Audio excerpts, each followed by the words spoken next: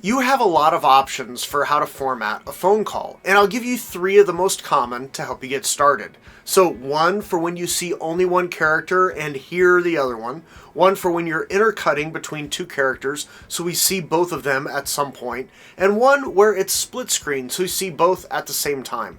And you can use the one that suits your use case, or feel free to use them as inspiration and figure out a better way that suits your script. And I'm going to mention some quicksand at the end because you might be thinking a phone call is the right call, but it may not be.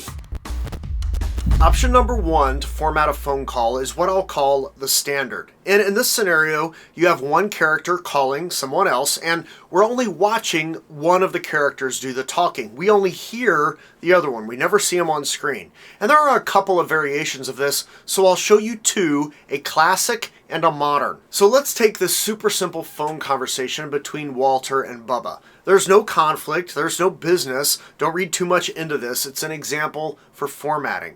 But if you want to criticize the quality of the dialogue in the comments because you've got nothing else better to do, knock yourself out. In the classic, and let's say we're only going to be seeing Walter on screen, whenever Bubba talks on the phone, we want to use VO and a parenthetical for how we're hearing it. In this case, filter phone.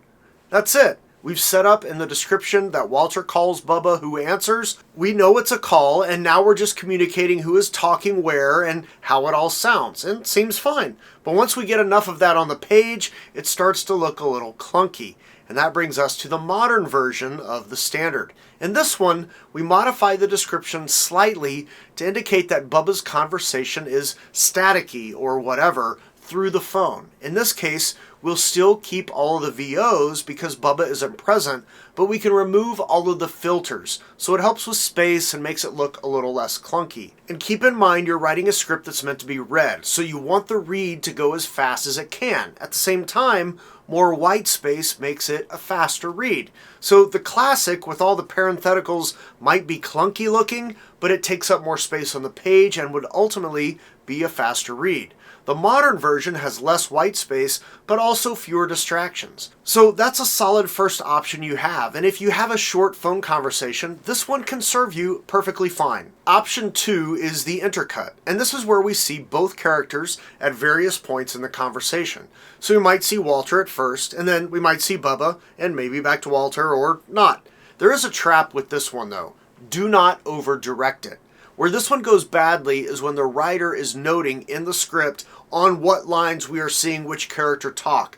Based on how the scene is set up, that should be clear. And if it gets made, they will make all those decisions in the editing room based on a lot of factors, including the actor's performance. Your job as the writer is to give an impression of what is happening, so don't overthink this one. Here we are with Walter and Bubba again, and this time, instead of VO, we're going to add in a transition to Bubba's location.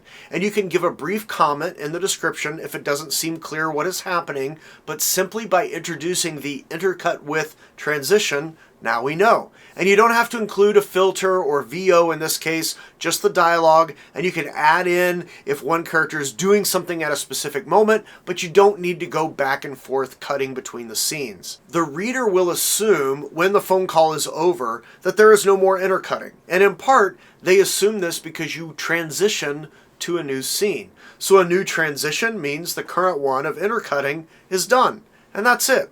This one is super simple, and it's probably the one I've seen the most lately. And option 3 is the split, where we see both characters on the screen simultaneously. And this one does need to fit the tone of your script because often this comes off as either comedic or romantic or both. So keep the tone of your script in mind when using it. And if any of you saw the recent Fall Guy movie, there is a split phone conversation, and it works very well, but it fits the tone of the movie and of what is going on in the scene. And to do a split screen, it works pretty much like an intercut, except you're calling out the shot and not the transition. They're formatted just a little different. And then the same thing. Write the scene with things happening. Make sure each character is doing something and not just sitting there. But because this is a specific shot you're calling out, you need to end split screen when the split screen is done. And then give some direction for which character we're staying with so their shot prevails, or go to a new scene, and you don't need to note anything because, of course, the shot is different. So those are the 3 basic ways you can do a phone call, but there is some quicksand along the way. One, you got to be consistent. If you have more than one phone call in your script or more than one split screen, make sure you're formatting them similarly. Don't go changing how you're doing stuff between the different phone conversations. Two, the characters need business in scenes when they're talking on the phone. The very act of talking on a phone is not business, so make sure they're doing something visually interesting if they're on screen. And three, and probably most importantly, you need to determine if you actually need a phone call or not. Every scene should have some form of conflict, and it is always more exciting to watch two characters struggle through conflict when they're in the same physical location than it is when they're not. If two people are arguing on a phone, one can just hang up, and that can help with tension sometimes, but often it just kills the tension. When they're in the same space, it's harder to leave. And the more confined and restrictive you are with whether or not people can leave the physical space forces them to work through the conflict. But what's hard is that most of your stories are set in the modern world. And in the modern world, we all have cell phones. We all text and call pretty regularly. In fact, it's easy for us to do that. And as you're working on a script, you think, well, I'll just have Walter call Bubba because Walter wants to apologize. But Bubba doesn't answer. Okay, now in one sense, you could argue this helps heighten the tension because it makes us more worried about their conversation when they actually have it in person, and that's fine.